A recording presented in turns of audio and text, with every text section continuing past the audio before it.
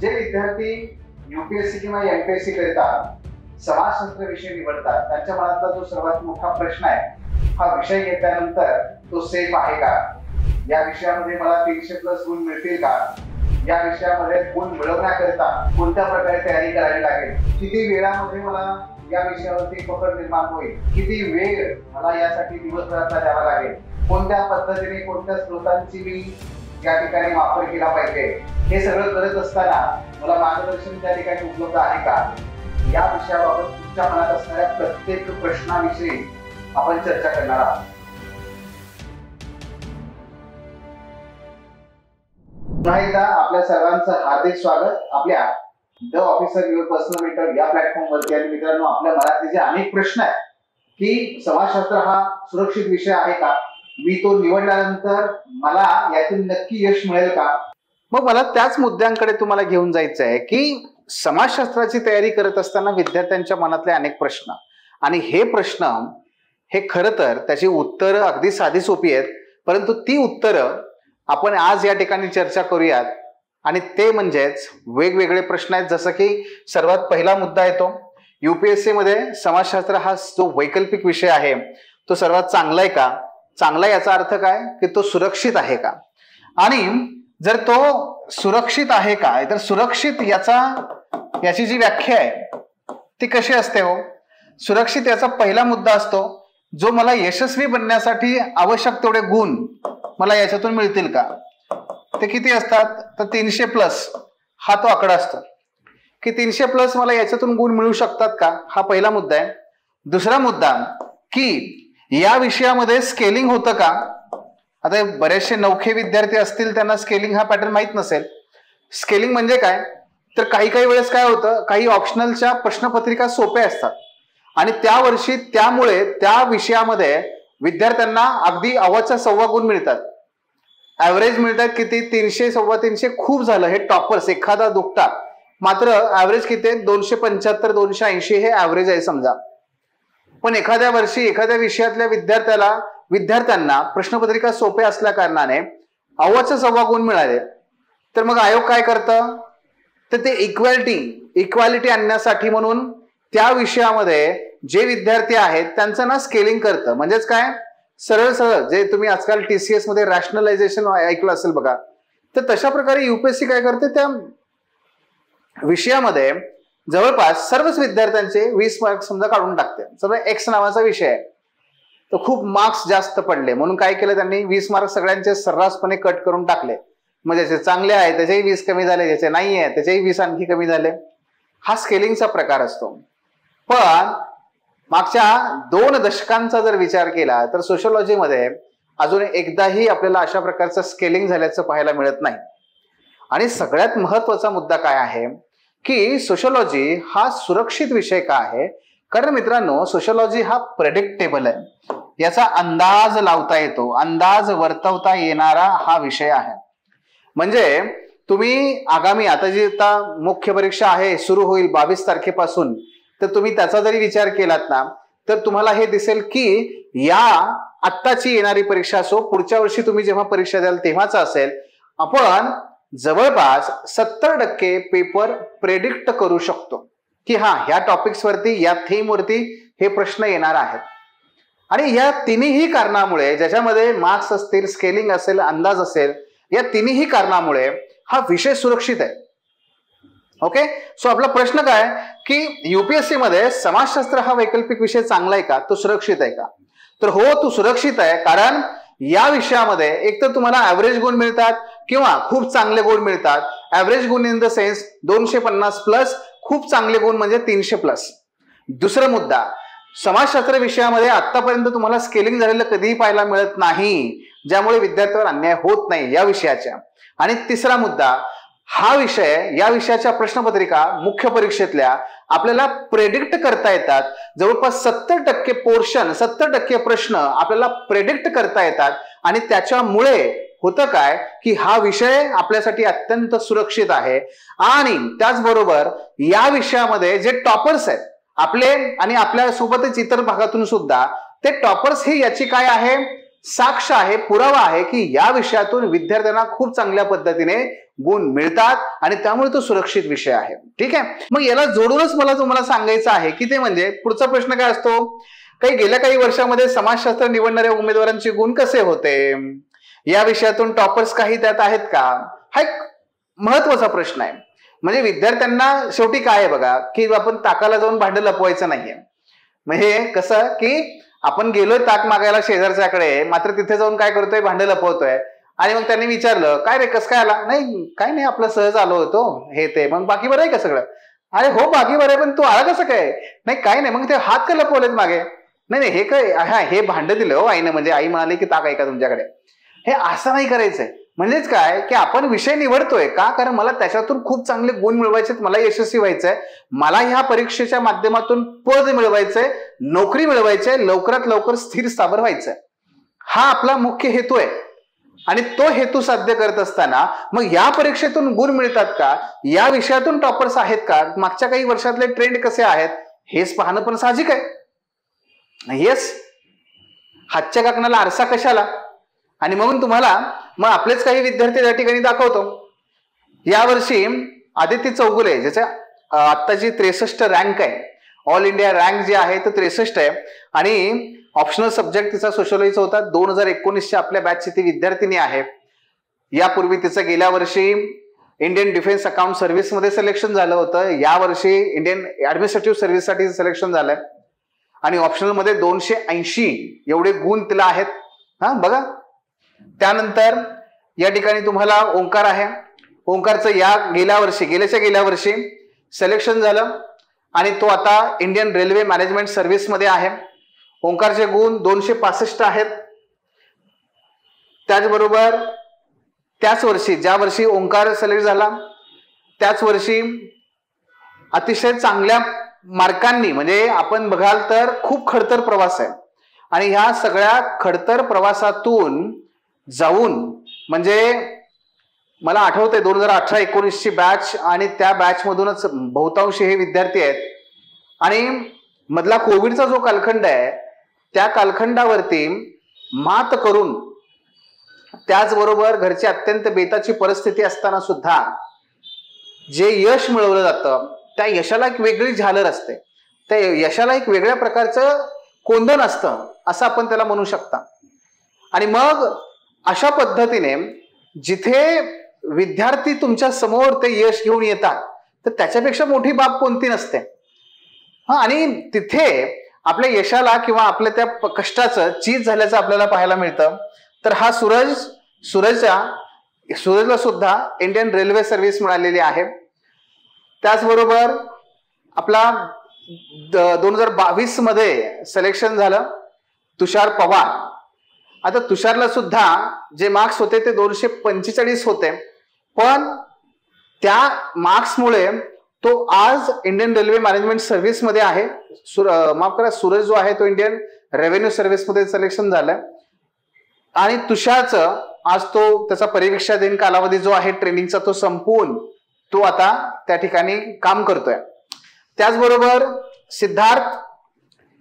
सिद्धार्थला Indian police service मिळाली, हैदराबाद मध्ये training घेऊन तो आता परिवीक्षा दिन कालावधीमध्ये आहे. तुषार आणि सिद्धांत हे एकाच वर्षात सिलेक्ट झालेले विद्यार्थी, आणि सिद्धांतला इंडियन पोलीस सर्व्हिस मिळाली. 270 गुण सोशलॉजी मध्ये घेऊन तो यशस्वी झालेला आहे. मुकुंद होन म्हणजे इंटरव्ह्यू मध्ये UPSCच्या 193 गुण मिळालेला आपला हा विद्यार्थी आहे. आणि एवढे गुण मिळण्या पाठीमागचं महत्वाचं कारण तो म्हणजे समाजशास्त्र ऑप्शनल. आणि म्हणून सोशलॉजी हा एकूणच अत्यंत सुरक्षित असणारा विषय, आणि त्याचबरोबर तुम्हाला प्रत्येक टप्प्यावरती तो मदत करणारा विषय. असे किती विद्यार्थी, हे सगळे विद्यार्थी आपण 2022 नंतरचे तुम्हाला सांगतोय. मी ज्या 2009 पासून विद्यार्थ्यांना शिकवतोय तेव्हापासूनची यादी काढली तर आपल्याला फक्त काय त्या विद्यार्थ्यांची यशोगाथा एवढीच फक्त बघावी लागेल, वाचावी लागेल, ऐकावी लागेल. आणि त्यामुळे फक्त आपण जे रिसेंट वन आहेत केवळ त्याच विद्यार्थ्यांचा या ठिकाणी उल्लेख केलेला आहे. सो आपला प्रश्न असा आहे की गेल्या काही वर्षामध्ये समाजशास्त्र निवडणाऱ्या उमेदवारांचे गुण कसे आहेत, आणि याच्यामधून काही टॉपर्स आहेत का? तर मित्रांनो, जशी आपण चर्चा केली त्या पद्धतीने समाजशास्त्र विषयामधून जर तुम्ही टॉप 10 विद्यार्थी काढले तर त्या टॉप 10 पैकी किमान 2 विद्यार्थी हे समाजशास्त्र विषयातले तुम्हाला पाहायला मिळतील. अगदी महाराष्ट्रातून सुद्धा समाजशास्त्र विषयातून उत्तीर्ण झालेले, IAS झालेले, IPS झालेले आणि IRS झालेले अनेक विद्यार्थी तुम्हाला पाहायला मिळतील. आपल्याच मधून, आपल्या अकॅडमीच्या माध्यमातून यशस्वी झालेले, मग ती आदिती चौगुले असेल किंवा तो ओंकार असेल साबळे किंवा सूरज निकम असेल किंवा तुषार पवार असेल किंवा सिद्धार्थ असेल, अशा असंख्य विद्यार्थ्यांनी समाजशास्त्र विषयातून खूप चांगले गुण घेऊन त्यांनी ही परीक्षा उत्तीर्ण केलेली आहे आणि त्याचबरोबर या परीक्षेमध्ये घवघवीत यश मिळवून आज ते काम करतायत वेगवेगळ्या पदांवरती. आणि एवढंच नव्हे तर महाराष्ट्रामधून आणि भारतभरातून जो जवळपास 9.5% यशाचा जो रेशो आहे तो समाजशास्त्र विषयातला आहे. आणि हे दुसऱ्या क्रमांकावर आहे हा रेशो. जर बघितलं आपण तर पॉल सायन्सचा 10% येतो आणि समाजशास्त्राचा 9.5% रेशो आहे सक्सेस रेशो. या पद्धतीने तो सर्वाधिक गुणवंत देणारा हा विषय आहे आणि त्यामुळे याच्याबद्दल कुठल्याही मनात आपल्याबद्दल यत्किंचितही शंका असायला नाही पाहिजे. ठीक आहे, तर हा मुद्दा आपल्याला पाहता येतो. पुढे मग असाच आणखी एक प्रश्न आपल्याला या ठिकाणी पाहायचा आहे जो विद्यार्थ्यांच्या मनात असतो, ते आपण बघतोय. पुढचा प्रश्न कोणता, की इतर विषयांपेक्षा समाजशास्त्र विषय निवडण्याचे आपल्याला फायदे काय आहेत? समाजशास्त्र विषय निवडण्याचा पहिला फायदा मित्रांनो तो म्हणजे एकूणच जर आपण इतर विषयांशी तुलना केली तर त्याचा अभ्यासक्रम हा सगळ्यात मर्यादित आहे. हो, मान्य आहे मला. फिलॉसॉफी आणि पब्लिक ऍडमिनिस्ट्रेशन हे 2 विषय असे आहेत की जे समाजशास्त्राप्रमाणे सिलेबस कमी असणारे विषय आहेत. पण पब्लिक ऍडमिनिस्ट्रेशनची काठिण्य पातळी आणि फिलॉसॉफीला लागणारा दम हो प्रचंड आहे. कारण ती तत्वज्ञान दिसायला टॉपिक छोटा आहे, कुठला? अद्वैतवाद. पण त्या अद्वैतवादावरती अख्खं शंकराचार्यांचं जीवन कार्य, अख्खं जीवन त्यांनी त्याच्यावरती काम केलेलं आहे. त्या अद्वैतवादावरती अद्वैतवादाचा एक छोटासा भाग स्वामी विवेकानंद म्हणतात की त्या अद्वैतवादाचा एक छोटासा भागच मी वाचू शकलो आणि समजू शकलो. जर स्वामी विवेकानंद ज्या पद्धतीने असं म्हणतायत तर त्याची खोली बघा. आणि त्यामुळे फिलॉसॉफी किंवा पब्लिक ऍडमिनिस्ट्रेशन यासारखे जे विषय आहेत हे विषय कुठे ना कुठेतरी त्यांची काठिण्य पातळी ही प्रचंड आहे. आणि त्यामुळे जर इतर विषयांची तुलना केली तर पॉल सायन्स असू दे, हिस्ट्री असू दे, सोशॉलॉजी हा अत्यंत कमी सिलेबस असलेला घटक आहे. सो सिलेबस कमी आहे. क्रमांक 1. दुसऱ्या बाजूला तो कमी तर आहेच आहे पण तो ओळखीचा आहे. ओळखीचा आहे म्हणजे काय? आपल्या सोशॉलॉजीमध्ये आपल्याला कुठेही एकही बघा अगदी नावं तुम्हाला अनोळखी वाटतील पण पुन्हा जेव्हा आपण ते अभ्यास करायला लागलो ना तर तुम्हाला सगळे विचारवंत सुद्धा ओळखीचे वाटायला लागतील की हे तर आपल्या अवतीभोवती घडतंय. सोशॉलॉजीचा सगळा सिलेबस मित्रांनो हा आपल्या चिर परिचयाचा आहे. आपण जे जीवन जगतोय त्याच जीवनातल्या सर्व घटकांचा अभ्यास आहे. विवाहाचा अभ्यास आहे, धर्माचा अभ्यास आहे, जातीचा अभ्यास आहे, कुटुंबाचा अभ्यास आहे, परिवर्तनाचा अभ्यास आहे, राजकारणाचा अभ्यास आहे, आर्थिकरणाचा अभ्यास आहे. अवतीभोवती घडणाऱ्या सगळ्या घटनांचा अभ्यास आपल्याला समाजशास्त्रामध्ये आहे. मात्र तो वरवरचा आहे. आणि त्याच्यामुळे होतं काय की सिलेबस कुठेही अननोन नाहीये, वेगाने त्यामुळे आपल्याला पुढे जाता येतं. आणि त्याचबरोबर ओव्हरलॅप म्हणजे काय, पेपर 1 आणि पेपर 2 या दोघांमध्ये प्रचंड ओव्हरलॅप आहे. त्यामुळे होतं काय, मुळात सिलेबस कमी त्यात आणखी 40% कमी होतो. परिणामी इतर विषयांच्या तुलनेमध्ये आपल्याला अभ्यासाला वेळ कमी लागतो बर का, आपल्याला श्रम कमी लागतात आणि त्यामुळे आपला वेळ वाचतो, श्रम वाचतात आणि तो वेळ आणि वाचलेला श्रम हा आपल्याला GS मध्ये उपयोगाला येतो. येते लक्षात? सो आपला प्रश्न काय आहे की इतर विषयांपेक्षा समाजशास्त्र विषय निवडण्याचे फायदे काय आहेत? मित्रांनो, पहिला सगळ्यात महत्वाचा फायदा अभ्यासक्रम. आपला अभ्यासक्रम सर्वात छोटा आहे आणि छोटा असल्या कारणाने आपला वेळ वाचतो, आपला श्रम वाचतात जो आपल्याला GS मध्ये उपयोगाला येतो. दुसरा, इतर विषयांच्या तुलनेमध्ये आपला अभ्यासक्रम अत्यंत ओळखीचा आहे. तेच समाज आहेत, त्या समाजातल्या धर्म, अर्थ, जात, राजकारण, वर्ग, महिला ह्या सगळ्यांचा अभ्यास आहे. त्यामुळे तो अनोळखी नाहीये, त्याला वेळ लागत नाहीये. आणि क्रमांक 3, हा सगळा सिलेबस जो आहे तो ओव्हरलॅपिंग असल्या कारणाने पुन्हा काय होतं, त्याच्यामध्ये आपल्याला कमी काम करावं लागतं. इतर विषयामध्ये GSच्या सगळ्या पेपर्समध्ये तुम्हाला एसे मध्ये सोशॉलॉजीचा उपयोग होतो आणि म्हणून इतर सर्व विषयांच्या तुलनेमध्ये सोशॉलॉजी हा अत्यंत फायद्याचा ठरतो. हे त्याचं महत्वाचं वैशिष्ट्य आहे. समजतंय? हा झाला पुढचा प्रश्न. त्यानंतर जर आपण बघितलं तर समाजशास्त्रामध्ये आपल्याला काही बॅकग्राऊंड असणं गरजेचं आहे का हो? आणि दुसरं म्हणजे जर माझं सायन्स बॅकग्राऊंड असेल, माझं इंजिनिअरिंग बॅकग्राऊंड असेल, तर असे विद्यार्थी याच्यामध्ये यशस्वी होऊ शकतात का? मित्रांनो, आता मी जी तुम्हाला उदाहरणं सांगितलीत ना, मग ते आदिती असतील किंवा तुषार असेल किंवा ओंकार असेल, हे तिघे सुद्धा इंजिनिअरिंग बॅकग्राऊंडचेच होते. सूरज आणि सिद्धार्थ हे मात्र कसे आहेत, आर्ट्स आणि बीएससी बॅकग्राऊंड कडून येतात. पण हे सगळे कोण विद्यार्थी आहेत? हे सगळे विद्यार्थी तुम्हाला पाहायला मिळतील हे इंजिनिअरिंग बॅकग्राऊंडचे आहेत. त्यामुळे सोशॉलॉजीमध्ये अशी कुठलीही गरज नाहीये की तुम्ही पर्टिक्युलर स्ट्रीम कडून आला पाहिजे.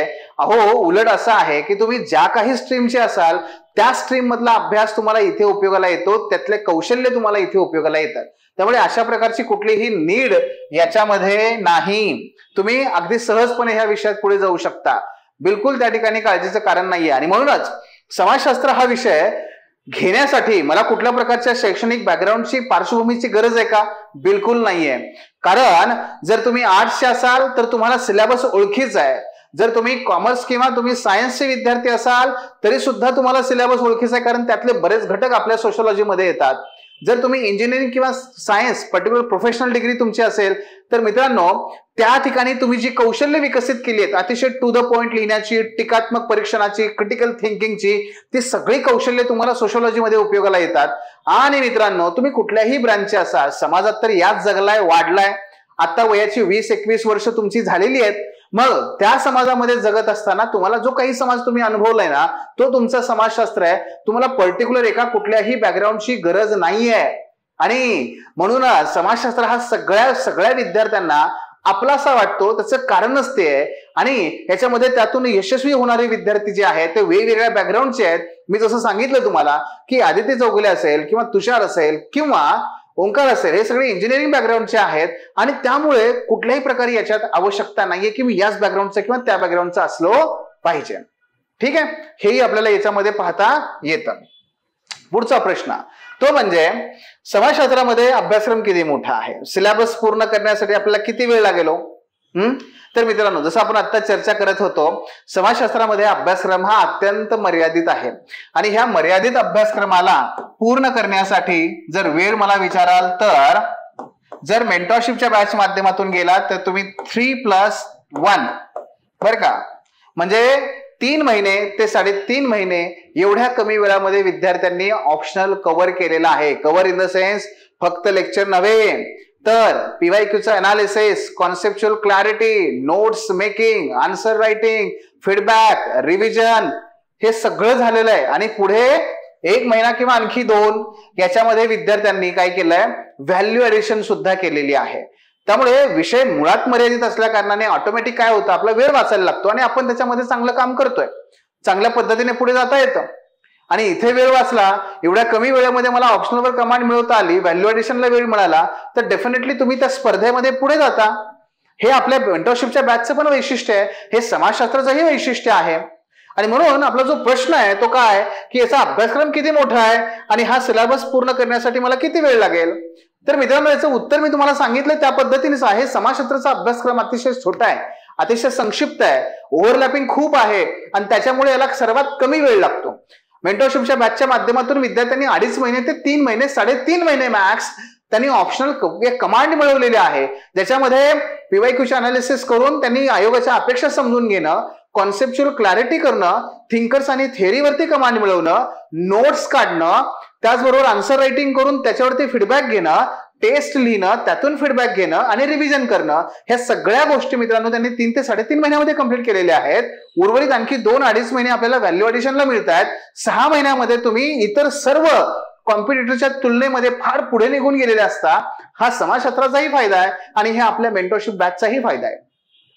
हे आपल्याला इथं आवर्जून नमूद करता येतं, सांगता येतं. ठीक आहे, सो तो मुद्दा पाहता येतो. पुढचा प्रश्न, समाजशास्त्र निवडण्याचे फायदे किंवा यातला अवघड भाग किंवा काही तोटे आपल्याला आहेत का?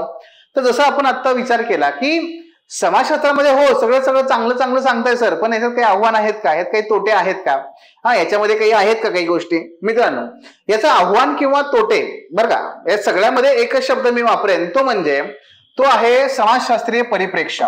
समाजशास्त्रीय परिप्रेक्ष्य म्हणजे काय? तर मित्रांनो, असं होतं बघा की सोशॉलॉजी या विषयामध्ये विचारले जाणारे प्रश्न हे इतके साधे सोपे असतात की त्यामुळे विद्यार्थ्यांची उत्तर ही जीएस सारखी व्हायला लागतात. आपल्याला तेवढा एकच निसरडा जो दगड आहे ना तो सांभाळायचा आहे. आपली उत्तर ही जीएस प्रमाणे होऊ द्यायची नाहीये, आपली उत्तर ही सोशो प्रमाणे होणं आवश्यक आहे. आणि मग सोशोलॉजी प्रमाणे होण्यासाठी काय करायचं आहे तर आपल्याला सोशोलॉजिकल पर्स्पेक्टिव्ह डेव्हलप करायचं आहे. त्यासाठी काय करायचं आहे तर पहिला आपल्याला आपला सिलेबस पाठ पाहिजे, आपल्याला थिंकर्स वरती कमांड पाहिजे बरं का, आणि आपल्याला आपल्या विषयाची व्होकॅब्युलरी डेव्हलप करता यायची. तर आपल्याला या 3 गोष्टी फक्त करायच्या आहेत. एक आपला सिलेबस पाठ पाहिजे, 2 त्याच्याकडून आपण इंटरलिंकिंग करू शकतो, आणि 2 थिंकर्स वरती कमांड पाहिजे, आणि 3 आपली व्होकॅब्युलरी डेव्हलप पाहिजे. या 3 गोष्टी झाल्या तर आपल्याला सोशोलॉजिकल पर्स्पेक्टिव्ह डेव्हलप करता येतो आणि त्याच्यानुसार आपल्याला पुढे जाता येतं, बाकी काही नाहीये. दुसरा एक मुद्दा एवढा सांगता येईल, सोशोलॉजिकल पर्स्पेक्टिव्ह बरोबरच हा विषय जो आहे हा पाठांतराचा विषय नाहीये, हा विषय तुम्हाला विचार करण्यास प्रोत्साहित करतो. मग ज्या विद्यार्थ्यांना असं पाहिजे ना की नाही मला फक्त पाठ करायचं, मला नाही विचार करायचा आहे, तर त्या विद्यार्थ्यांसाठी हा विषय नाही.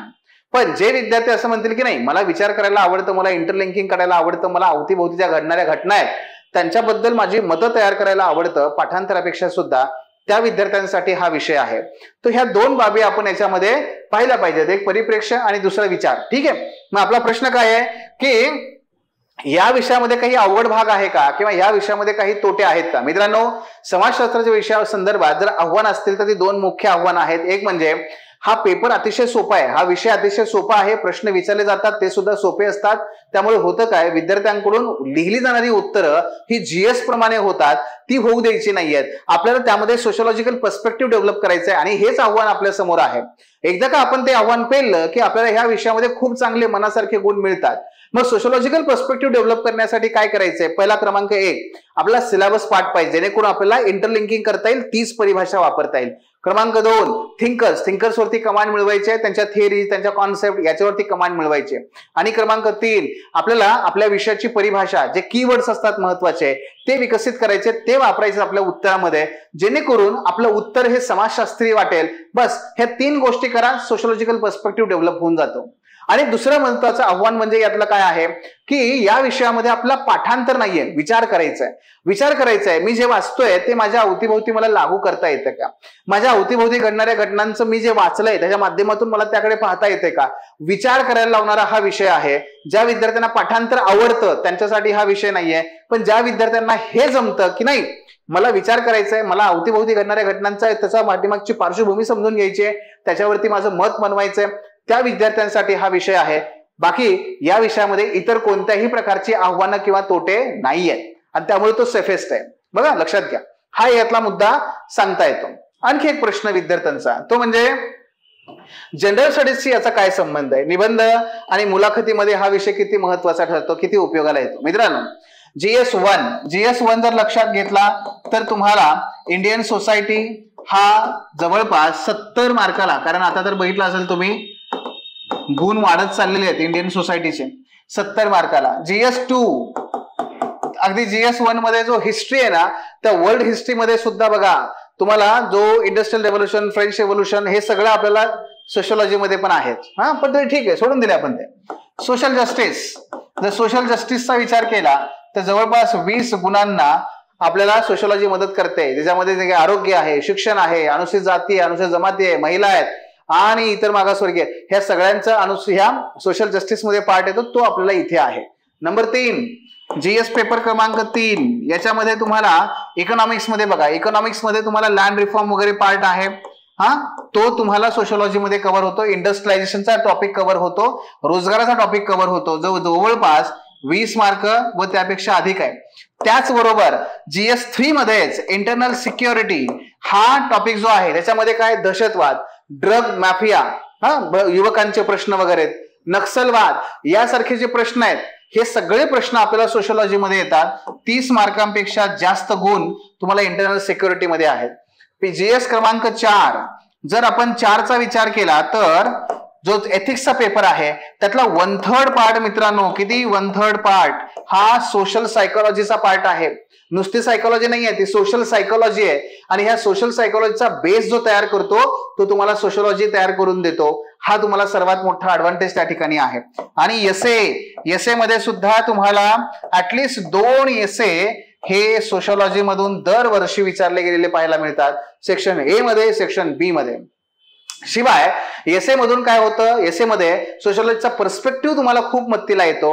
हा एवढा फायदा तुम्हाला होतोय जीएस मध्ये. ओके, हे लक्षात घ्या. आणि म्हणून सोशलॉजी हा सर्वत्र उपयोगाला येणारा विषय आहे. आणि सर्वत्र तुम्ही जे जे वाचता ना ते सगळं सोशलॉजी मध्ये पण उपयोगाला येतं. रिव्हर्स, ओके, ते सुद्धा आहे. तुम्ही इथं जे जे काही अभ्यास कराल ते सगळं तुम्हाला सोशलॉजी मध्ये उपयोगाला आणता येतं. ही याची या ठिकाणी ब्युटी आहे. बरं, पुढचा मुद्दा, समाजशास्त्राच्या उत्तरामध्ये चालू घडामोडींचं काय महत्व आहे, ते किती महत्वाचं आहे. पेपर 1 आणि पेपर 2 साठी कोणते अहवाल, योजना, सामाजिक प्रवृत्ती या कुठल्या महत्वाच्या आहेत. म्हणजे एकंदरीत काय की चालू घडामोडींचं महत्व किती आहे. तर लक्षात घ्या, चालू घडामोडींचं महत्व हे कशासाठी आहे बघा. चेरी ऑन द केक म्हणजेच काय, व्हॅल्यू ऍडिशन म्हणून तुम्हाला चालू घडामोडींचा अभ्यास करावा लागतो. नंबर 1. नंबर 2 ते म्हणजे ऍप्लिकेशन. ऍप्लिकेशन म्हणजे काय हो, ज्या थिंकर आहेत, थिअरी आहेत, त्यांच्या ऍप्लिकेशनसाठी तुम्हाला याचा उपयोग करता येतो. आणि त्याचबरोबर तुमचा डेटा जो आहे, कंटेंट, तो समृद्ध बनवण्यासाठी सुद्धा तुम्हाला या चालू घडामोडींचा उपयोग करावा लागतो. पण तो कधी आणि किती, तर अगोदर नाही, अगोदर सिलेबस संपवायचा, मग ऑटोमॅटिकली काय होतं, चालू घडामोडींशी आपल्याला त्याला जोडता येतं. बरं का. जसं फॉर एक्झाम्पल आजच हे आर्टिकल तुम्ही बघितलं, ऑनर किलिंग वरती आर्टिकल आहे. तामिळनाडूमध्ये एक ऑनर किलिंगची घटना पुढे आली. मग ही ऑनर किलिंग आहे, मग हे समाजशास्त्रामध्ये कसं वापरायचं. पण जोपर्यंत तुम्हाला मॅक्स वेबर माहित नाहीये, जोपर्यंत तुम्हाला डॉक्टर बाबासाहेब आंबेडकरांच्या जातीबद्दलचं विश्लेषण माहित नाही, जोपर्यंत तुम्हाला जातीवरती एम.एन. श्रीनिवास किंवा लुई दिमॉन्ट हे माहित नाही, तोपर्यंत तुम्हाला ते वापरता येणार नाही. बरोबर ना. आणि म्हणून काय, अगोदर थेरॉटिकल पार्ट झाला पाहिजे, मग आपल्याला चालू घडामोडींचा उपयोग करता येतो. जोपर्यंत तुम्हाला वर्ग संघर्ष म्हणजे काय हे माहित नाही, तोपर्यंत तुम्हाला नक्षलवाद कसा पुढे जन्माला आला हे कसं कळणार आहे. आणि म्हणून अगोदर थेरॉटिकल पार्ट झाला पाहिजे, तर चालू घडामोडीकडे जाता येतं. पण चालू घडामोडीमुळे काय होतं, आपल्या व्हॅल्यू ऍडिशन साठी चालू घडामोडी आहे. पॉल सायन्स सारखं आपला नाहीये की जिथे चालू घडामोडी म्हणजे हाच त्याचा अभ्यास आहे. नाही, आपल्यासाठी आपला अभ्यास म्हणजे आपला सिलेबस आहे. फक्त त्याच्यामध्ये काय ते चेरी ऑन द केक असतं का नाही, तसा प्रकार येतो. चालू घडामोडी फक्त तुमचं काय करते, 4 चांद लगाती है, बस असा प्रकार येतो. व्हॅल्युएशन साठी उपयोगाला नक्की येतो आणि त्या पद्धतीने त्याचा अभ्यास करायचा आहे. पण माझं न्यूजपेपर वाचन खूप वीक आहे, माझं न्यूजपेपर वाचन खूप कच्चं आहे, मग मला सोशलॉजी मध्ये पण मार्क्स पडणार नाहीत का. बिलकुल असला काही प्रकार नाहीये. कारण तुमचं सगळं चालू घडामोडीचा जो प्रकार आहे, जो काही अभ्यास आहे, मी करून घेत असतोय. आपल्या लेक्चरच्या माध्यमातून तुम्हाला ते कळतं, आपल्या डिस्कशन माध्यमातून ते कळतं. तुम्हाला तशी फारशी काही अडचण येतच नाहीये त्यात. शिवाय आपल्या ज्या टेलिग्राम चॅनलवरती तुम्हाला वेगळ्या पद्धतीने माहिती मिळते, त्यातून तुम्हाला ते दररोजच्या दररोज चाललंय, अरे हा हे सरांनी आज टाकलं, असं विश्लेषण केलेलं आहे, मग ते वाचायचंय, एवढंच करायचं तुम्हाला. तर फार अशी काही त्याची आवश्यकता नाहीये, बरं का. आणि म्हणून आपला जो प्रश्न आहे तो प्रश्न असा आहे की चालू घडामोडीचा उपयोग कसा करायचा आहे, पेपर 1, 2 मध्ये नक्की काय अहवाल, कुठल्या प्रकारचा डेटा गोळा करायचा आहे, याचं उत्तर मी सांगितलं तुम्हाला की चालू घडामोडी गरजेच्या आहेत का, ऍज अ व्हॅल्यू ऍडिशन म्हणून. चालू घडामोडी गरजेच्या आहेत तुम्हाला इतर स्पर्धकांना मागे टाकून तुम्हाला ते काही जे गुण मिळवायचे आहेत त्यासाठी.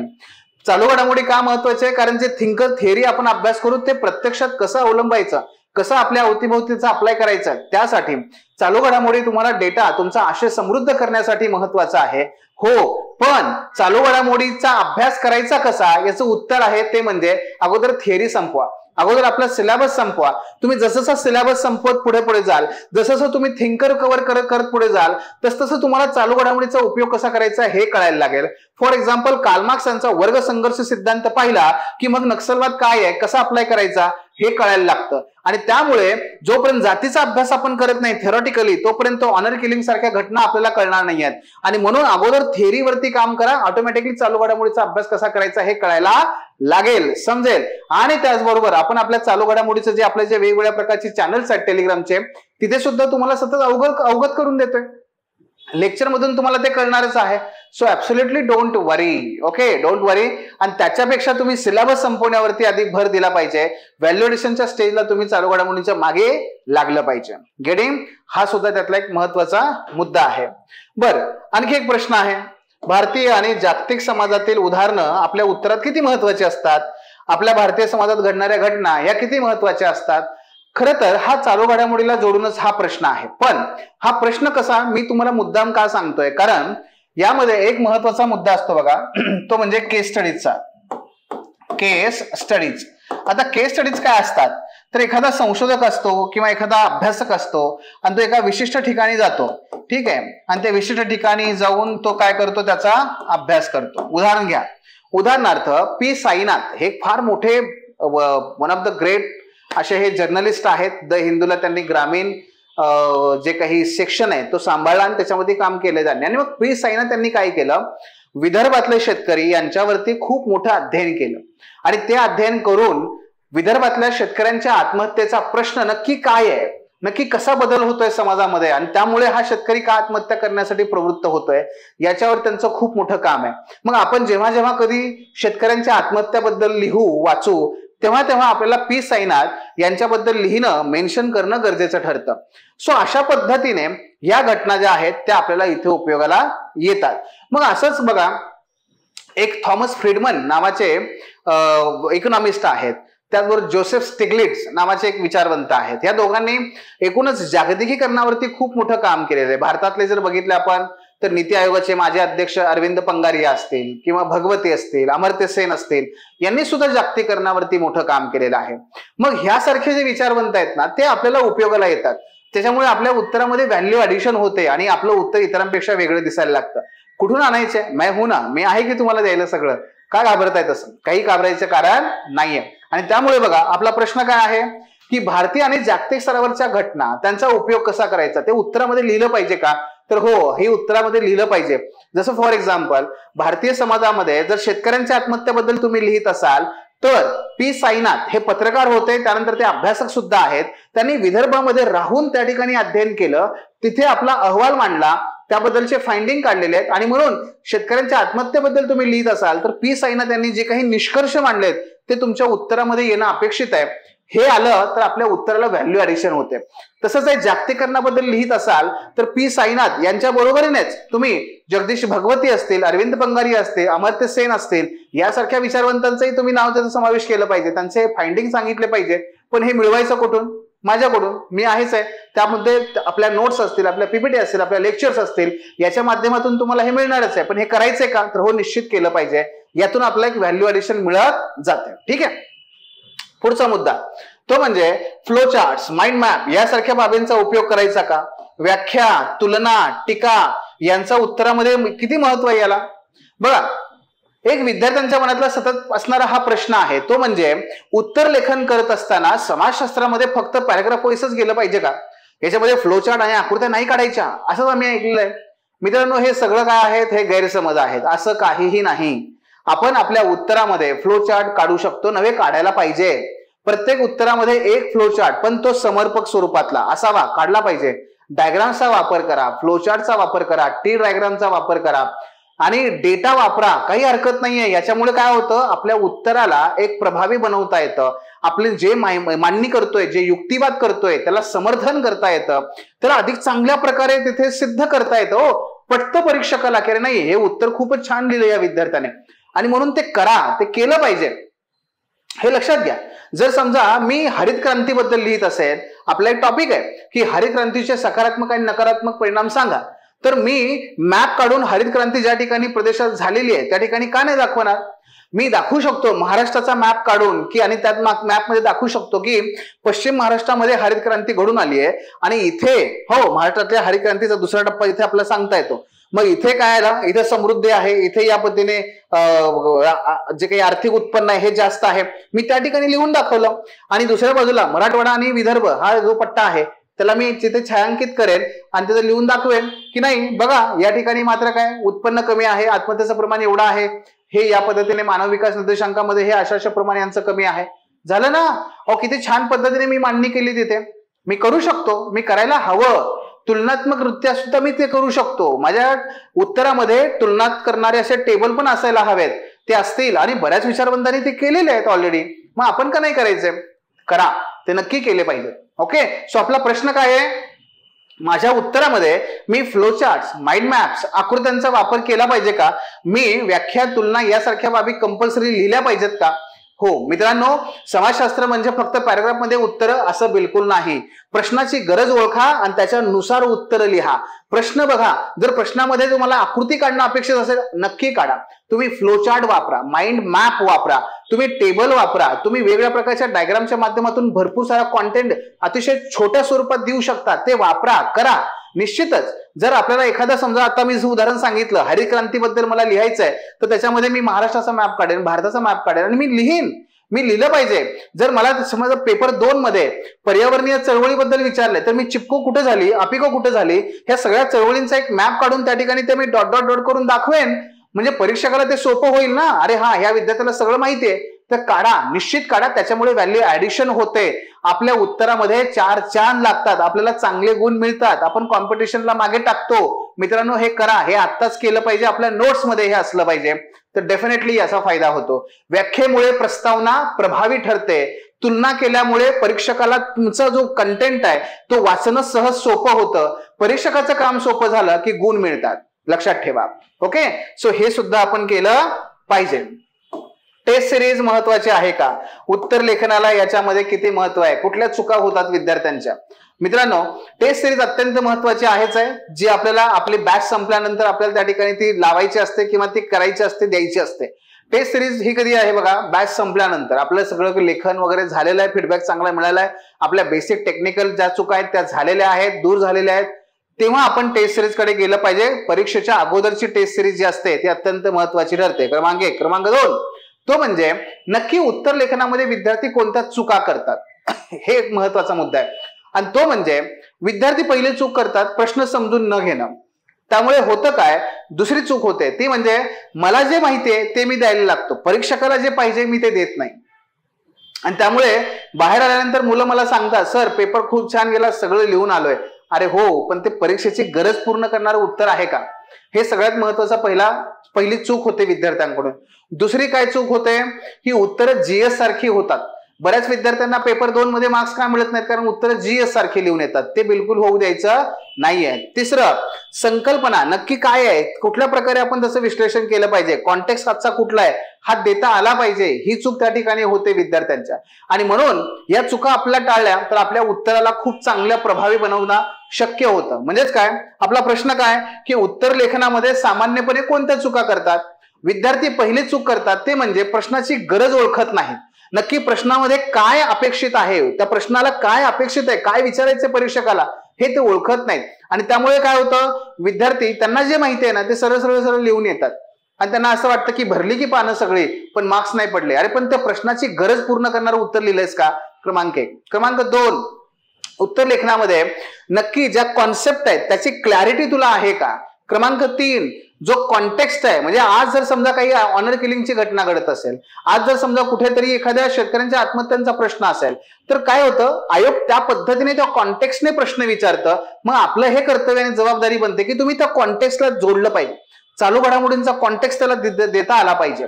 जर अर्बन नक्सलिझम हे हॉट टॉपिक असेल तर नक्सलिझमचा क्वेश्चन आला तर त्याला त्या अर्बन नक्सलिझमशी जोडता आलं पाहिजे. यासारख्या चुका टाळा. निश्चितपणे तुम्हाला तुमच्या उत्तरामध्ये एक उठाव आणता येईल आणि परीक्षकाला प्रभावित करता येईल आणि तुम्हाला चांगले गुण मिळवता येतील. सो हे एक आपण केलं पाहिजे. उत्तर भरणं किंवा पान भरणं याच्या मागे न लागता रिच कॉन्टेंट, डिमांड काय आहे हे समजून घेणं हे सगळ्यात महत्वाचं आहे उत्तर लेखनामध्ये. ओके, सो हे एक आपण केलं पाहिजे. पुढे एकूणच काय की याच पद्धतीने आपण काय केलंय, आपला सगळा सोशलॉजीचा जो सिलेबस आहे, आपल्या सगळ्या सोशलॉजी आपली जी मेंटरशिपची बॅच आहे ती या पद्धतीने या सर्व प्रश्नांच्या वरती उत्तर देणारी आपली ही बॅच आहे. या बॅचच्या माध्यमातून विद्यार्थ्यांना तुमचा 650 पेक्षा जास्त प्रश्नांचा उत्तर लेखन सराव होणार आहे. याच्यामध्ये फ्लिप मॉडेल नुसार काय होणार आहे, प्रत्येक टॉपिक निहाय सगळे लेक्चर्स, त्यातून कॉन्सेप्च्युअल क्लॅरिटी होणार आहे. त्याचबरोबर तुम्हाला वैयक्तिक मार्गदर्शन आहे, म्हणजे कम्प्लीट हँड होल्डिंग. त्याचबरोबर सगळं आपण शेड्यूलिंग, प्लॅनिंग करतो, डेली टार्गेट ठरवतो, त्याच्यानुसार आपला अभ्यास होत जातोय. बरं, आयोगाच्या सगळ्या ज्या काही हे आहेत मागण्या आहेत त्या आपल्याला समजलेल्या असतात. आपली कॉन्सेप्च्युअल क्लॅरिटी झालेली असते. थिंकरवर चांगली कमांड आलेली असते. आपलं आन्सर रायटिंग झालेलं असतं. आपल्या नोट्स मेकिंग झालेलं असतं. आपलं रिव्हिजन झालेलं असतं. हे सगळं होऊन पुढे आणखी आपली व्हॅल्युएशन पण स्टार्ट होते. ही सगळी वैशिष्ट्ये याच्यामध्ये आहेत. लेक्चर पाहत असताना कुठल्या प्रकारची मर्यादा नाही. तुम्ही अमर्यादित पद्धतीने जो टॉपिक नाही समजला तो पुन्हा पुन्हा बघू शकता. मीटिंग, वीकली मीटिंग त्या ठिकाणी घेऊ शकता. कंपल्सरी एक वीकली मीटिंग आहेच आहे. ऑन डिमांड मीटिंग असतात. उत्तरावरती आपण उत्तर लेखन तुमचं एक तर काय डेली बेसिसवर आन्सर रायटिंग करून घेणारच आहे. नंबर 1. नंबर 2, पेपर 3 मध्ये 3 टेस्ट, पेपर 2च्या 3 टेस्ट सेक्शन वाईज आपण त्या घेणारच आहे. थिंकर संपले की त्याची एक टेस्ट असते. म्हणजे डेली आन्सर रायटिंग 650 प्रश्न वेगळेच आणि ह्या टेस्ट ज्या क्लास टेस्ट आहेत त्या टेस्ट तुमच्या वेगळ्याच. तेही तुमचं होतच आहे. बरं, सगळं काही पर्सनल आहे. 1 to 1 पद्धतीने आहे. त्यामुळे डाऊट राहण्याचा काही प्रश्नच नाहीये. डाऊट सॉल्व्हिंग साठी आपली कंपल्सरी आठवड्याची मीटिंग आहे. ऑन डिमांड तुम्हाला असं वाटलं नाही मला खूपच डाऊट्स आहेत, मला भेटायचं, या भेटा, काही हरकत नाहीये. त्याचबरोबर काय होत आहे की मला जर काही छोटे छोटे असे छोटरपुटर काही जे डाऊट्स असतात, मॅसेज टाका. माझा पर्सनल नंबर तुमच्याकडे असतो. मॅसेज टाका. मॅसेजच्या माध्यमातून ते डाऊट सहजपणे सॉल्व्ह होतात. तिथल्या तिथे काही अडचण येत नाही. आणि त्यामुळे होतं काय की या सगळ्या पॅटर्नमुळे विद्यार्थ्यांचा वेग मात्र प्रचंड वाढतो आणि अतिशय कमी वेळात अतिशय प्रभावीपणे ह्या विषयावरती कमांड विद्यार्थ्यांना मिळते. ह्या सगळ्या वेगवेगळ्या प्रकारच्या वैशिष्ट्यांनी युक्त आपली ही बॅच आहे. शिवाय आपले जे सर्व झालेले विद्यार्थी आहेत त्यांच्याशी आपला कॉन्टॅक्ट असतो. त्यांचे काही सेशन्स आपण आपल्या विद्यार्थ्यांकरता क्लोज अशा स्वरूपात ते अरेंज करतो, जेणेकरून तुम्हाला त्यांचाही अनुभव त्या ठिकाणी घेता येतो. सो अशी वेगवेगळे वैशिष्ट्य असणारी ही बॅच आहे मित्रांनो. या बॅच मध्ये तुम्हाला सोशोलॉजी याचं कम्प्लीट सोल्युशन मिळतं. आणि मग ज्या विद्यार्थ्यांचे ऍडमिशन झालेत आता उद्यापासून त्यांचे शॉर्ट अनालिसिस सुरू होतील. कारण पहिल्यांदा आपण शॉर्ट अनालिसिस घेतो आणि शॉर्ट अनालिसिस नंतर तुम्हाला आणखी चांगली क्लॅरिटी येते. काय करायचंय, कसं करायचंय, नोट्स कशा करायच्या, वाचायचं काय, कुठून वाचायचंय, काय करायचंय, ह्या सगळ्या गोष्टी त्यामध्ये सॉल्व्ह होतात आणि अतिशय शांतपणे मग तुमचं काम फक्त एक्झिक्युशन राहतं. आणि ज्या विद्यार्थ्यांचं अजून नाही झालेलं आहे, जे अजून ते कुठेतरी त्या कुंपणावरती आहेत, सुरुवात लवकर करा. आपल्या हातात वेळ फार कमी आहे. 26चा विचार करत असाल तर अवघे 4 महिने तुमच्या हातात आहेत आणि आपल्याला ही वेळ दवडायची नाहीये, लक्षात घ्या. आणि कुठल्याही परिस्थितीमध्ये प्रिलिमचा अभ्यास सुरू करण्यापूर्वी ऑप्शनलची तयारी परिपूर्ण झाली पाहिजे, तरच ती प्रिलिम देण्यात काहीतरी हाशील आहे. आणि म्हणून मित्रांनो त्या पद्धतीने पाऊल उचला.